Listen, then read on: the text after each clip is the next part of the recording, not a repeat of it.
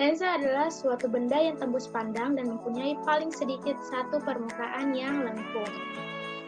Lensa dapat membentuk bayangan yang diperbesar atau diperkecil sehingga banyak digunakan dalam alat-alat optik.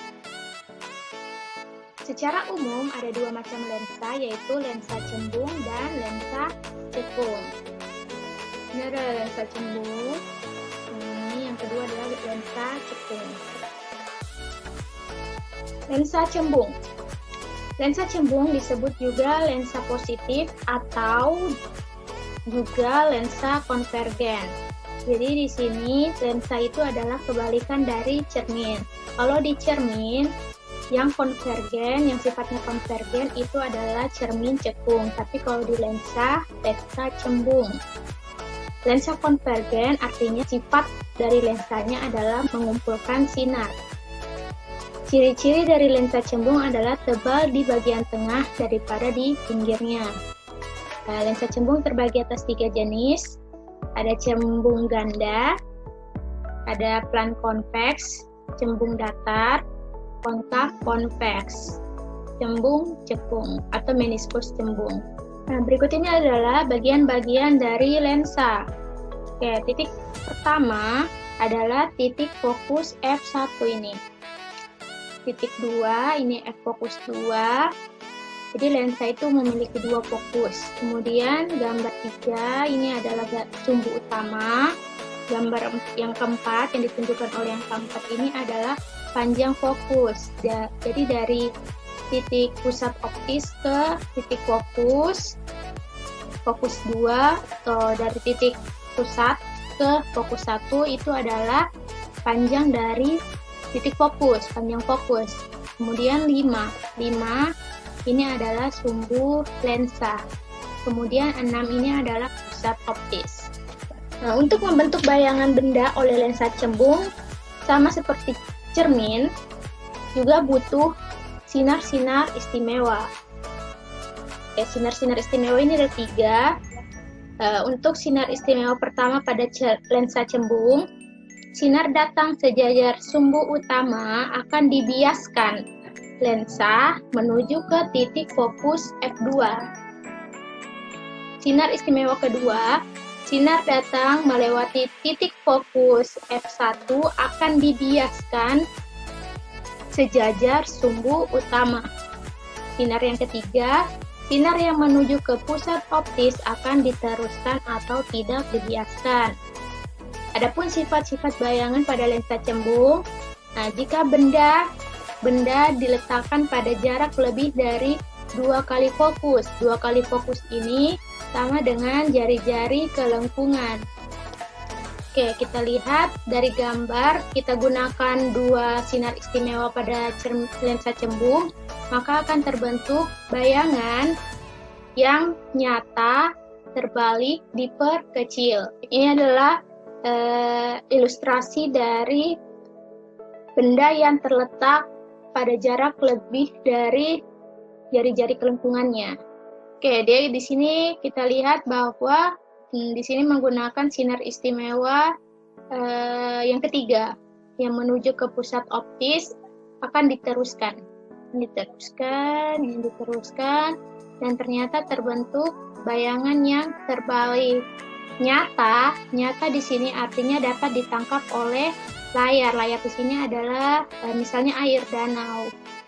Kemudian kalau bendanya terletak di jarak 2F tepat di jari-jari kelengkungan, maka bayangan yang terbentuk adalah nyata, terbalik, dan sama besar. Kalau berada di antara fokus dan jari-jari kelengkungan, maka sifatnya nyata, terbalik, diperbesar. Kalau bendanya diletakkan tepat di jarak fokus ke titik fokus, maka tidak akan ada bayangan yang terbentuk.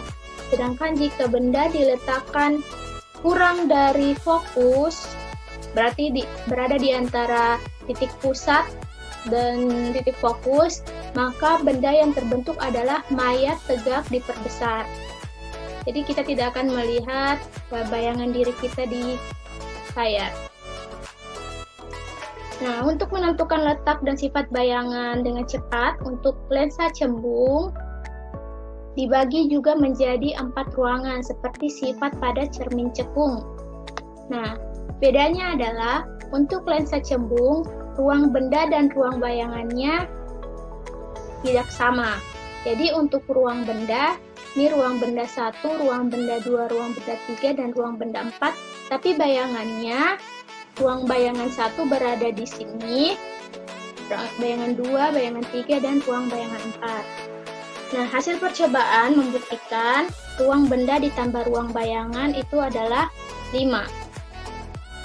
Nah, jika bayangan berada di ruang 1, 2, 3, maka sifat bayangannya adalah nyata dan terbalik. Jadi kalau nyata pasti pasangannya terbalik. Jika bayangan berada di ruang 4, maka sifatnya adalah maya tegak. Nah, jika ruang bayangan lebih besar daripada ruang benda, artinya bayangan diperbesar, dan sebaliknya. Jadi, jika benda ada di ruang 1, jika kita melukiskan dengan sinar-sinar istimewa, maka nanti akan terbentuk bayangan di ruang 4. Karena totalnya 5, 1 tambah 4, 5. Karena bayangan di ruang 4, maka sifatnya maya. Maya pasangannya tegak. Karena ruang bayangan lebih besar daripada ruang benda, maka bayangan diperbesar.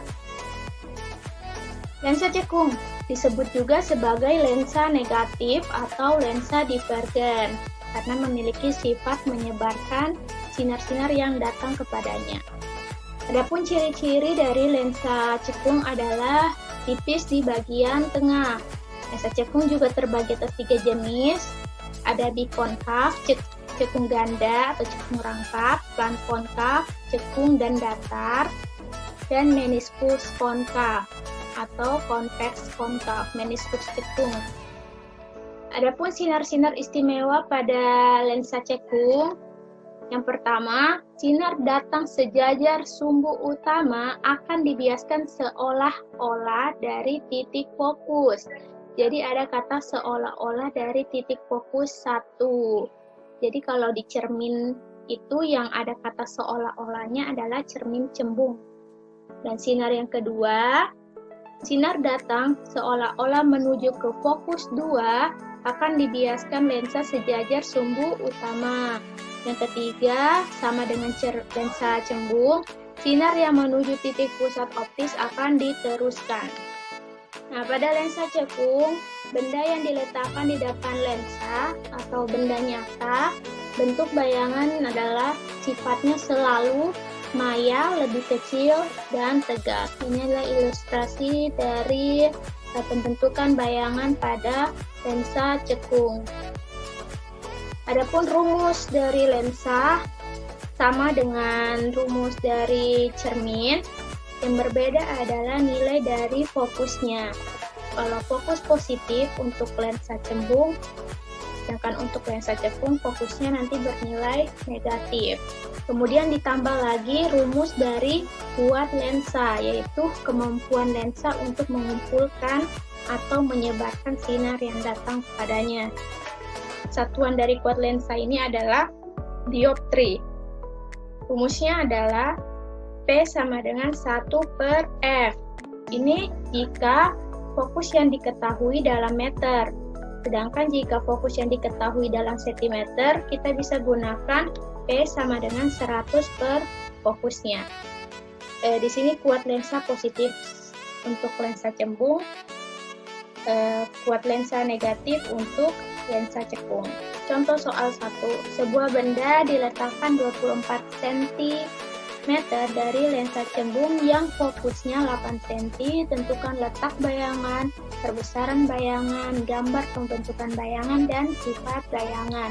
Oke, kita gunakanlah rumus dari lensa, 1/F sama dengan 1/S tambah 1/S aksen. Karena ini lensa cembung, berarti fokusnya positif 8, S-nya 1/24, dan yang dicari adalah S aksen.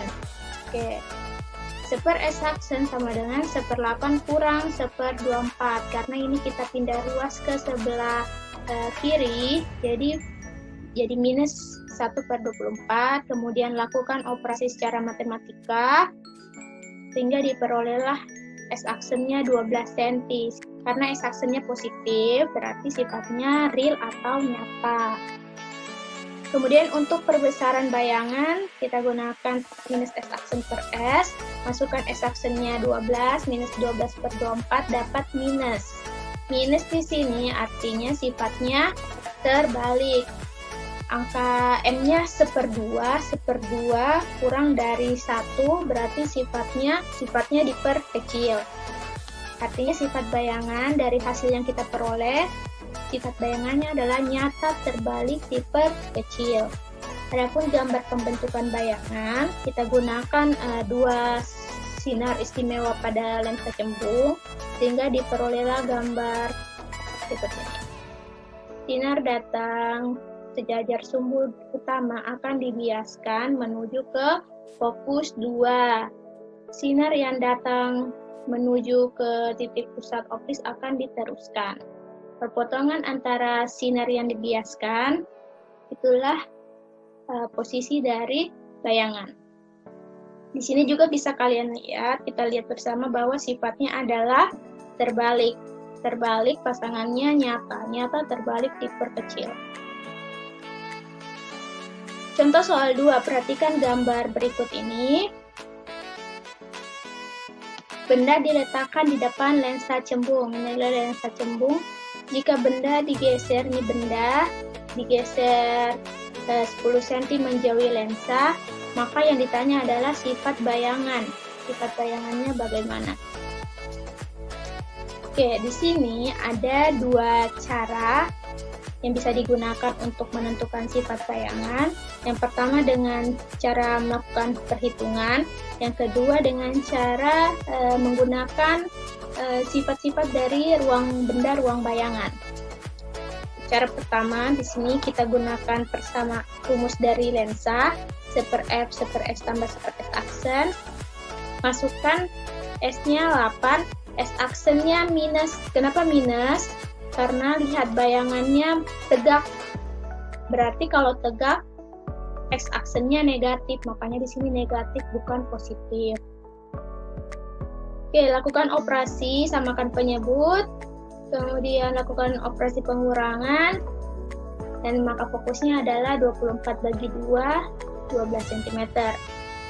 Oke, kita sudah dapat nilai fokusnya 12 cm. Benda kemudian digeser 10 cm menjauhi lensa, maka sifat bayangan yang terbentuk adalah, berarti sekarang bendanya ada di 18 cm. Mula-mula 8 ditambah lagi 10 cm menjauhi cermin, berarti benda sekarang berada di 18 cm. Kita mau cari bayangannya sekarang di mana kalau 18 cm. Gunakan persamaan 1/f sama dengan 1/f tambah 1/s aksen. Karena kita mau cari 1/s aksen, berarti 1/s pindah ruas, jadi kurang 1/18. Lakukan operasi matematika sampai diperoleh S-aksennya adalah 36 cm. Karena S-aksennya positif, berarti bayangan yang terbentuk akan bersifat nyata. Kemudian M perbesaran bayangan, gunakan persamaan min S-aksen per S. Masukkan yang diketahui, S-aksennya 36, S-nya 18. Bukan 8, kita pakai yang setelah digeser. Maka didapat 2 kali. Oke, berarti karena negatif ini artinya bayangannya terbalik.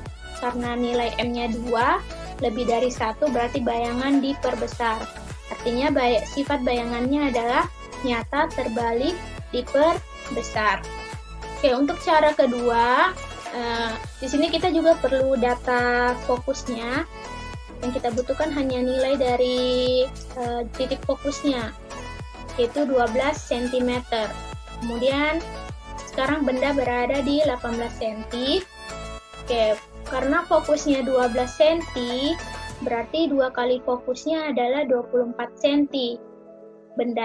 Artinya bendanya sekarang berada di antara F dan 2F, ruang benda 2, ruang 2.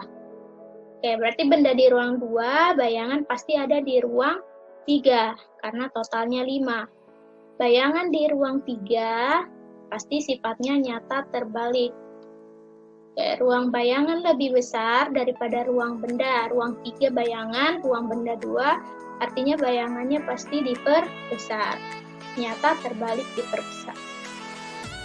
Contoh soal ketiga, sebuah lensa cekung yang jarak titik fokusnya 25 cm mempunyai kekuatan lensa sebesar berapa dioptri? Ini kita di sini ketahui bahwa fokus yang diketahui minus 25. Minus ini karena dia lensa cekung. Minus 25 cm atau kalau kita ubah ke meter, minus 0,25 meter. Yang ditanya adalah P buat lensanya. Oke, karena kalau kita mau pakai meter, kita pakai 1/f. 1/f, masukkan f-nya minus 0,25, maka diperoleh minus 4 dioptri. Jadi kuat lensanya minus 4 dioptri.